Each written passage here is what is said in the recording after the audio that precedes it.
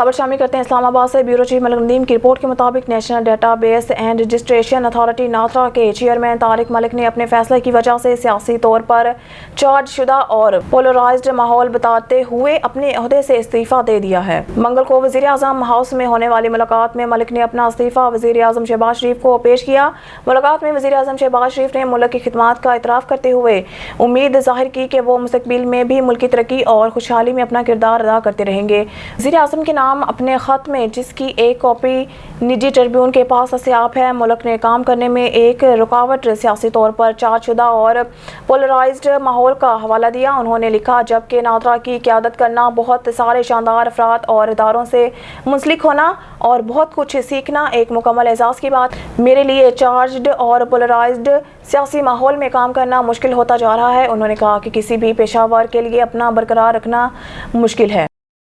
Bureau chief ملک ندیم کی report کے مطابق سپریم کورٹ نے سپریم کورٹ فیصلوں اور احکامات کا جائزہ ایکٹ 2023 کو معطل کرنے اور معاملے کو بڑے بینچ کو بھیجنے کا مطالبہ کرنے والی درخواست کی سماعت منگل کو ملتوی کر دی ہے۔ Chief justice of Pakistan Amrita Bandial کی سربراہی میں 3 رکنی بینچ اس قانون کو چیلنج کرنے والی درخواستوں کی سماعت کر رہا تھا، جس نے نظر ثانی کا دائر وسیع کر دیا ہے۔ سماعت کے دوران چیف جسٹس بندیال نے سپریم کورٹ فیصلوں اور احکامات کا جائزہ ایکٹ 2023 میں کچھ خامیوں کو اجاگر کیا۔ انہوں نے مشاہدہ کیا کہ اس قانون کے ذریعے سپریم اپیل بنائی گئی ہے۔ چیف جسٹس نے پاکستان تحریک انصاف کے وکیل علی ظفر سے سوال کیا کہ کیا آپ کو نہیں لگتا کہ انہیں یہ قانون جلد بازی کی بجائے احتیاط سے بنانا چاہیے تھا؟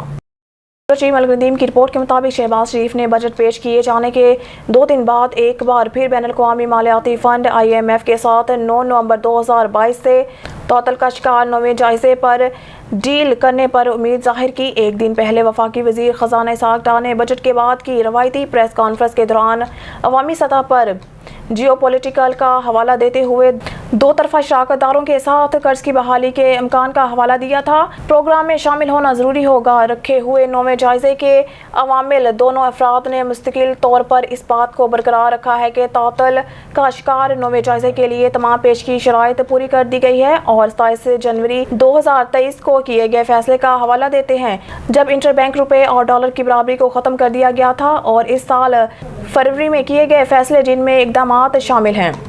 بیورو چیف ملک ندیم کی رپورٹ کے مطابق وزیر مملکت برائے خارجہ امور ہنا ربانی کھر تصویر APP وزیر مملکت برائے امور خارجہ ہنا ربانی کھر اور بیلجیم کے secretary of state for migration and asylum Nicole de Moor نے پیر کو مزدوروں کی نقل و حرکت کے شعبے میں تعاون بڑھانے پر تبادلہ خیال کیا۔ کھر نے اس سلسلے میں نکول کے ساتھ تعمیری بات چیت کی۔ دفتر خارجہ کے ترجمان نے ایک بیان میں کہا ہے کہ اس سے قبل وہ بیلجیم سرکاری دورے پر برسلز پہنچی تھی۔ کھر نے پاکستان بیلجیم پارلیمانی فرینڈ شپ گروپ کی سربراہ سینیٹر الیسیا کلیس سے بھی ملاقات کی۔ بات چیت میں دونوں ممالک کے درمیان مضبوط تعلقات کو فروغ دیتے ہوئے اور تجارت اور سرمایہ کاری میں تعاون بڑھانے کے راستے تلاش کرنے پر توجہ مرکوز کی گئی۔ بیورو چیف ملک ندیم کی رپورٹ کے مطابق محترمہ ہنا ربانی کھر نے آج رکن پارلیمنٹ راسموس پرہن سے ملاقات کی۔ انہوں نے اور تعلقات کو فروغ دینے میں پارلیمان کے کردار اور پارلیمانی تبادلوں کی اہمیت پر تبادلہ خیال کیا۔ بیورو چیف ملک ندیم کی رپورٹ کے مطابق محترمہ ہنا ربانی کھر نے ہلسنکی میں فن لینڈ کی اسٹیٹ سیکریٹری برائے خارجہ امور جوہانا سماوری سے ملاقات کی۔ تعریف شدہ پارٹنرشپ، تعلیم اور پیشہ ورانہ تربیت میں بل کی ضرورت پر زور دیا۔ گرین انرجی میں تعاون، باہمی دلچسپی کے امور پر تبادلہ خیال کیا۔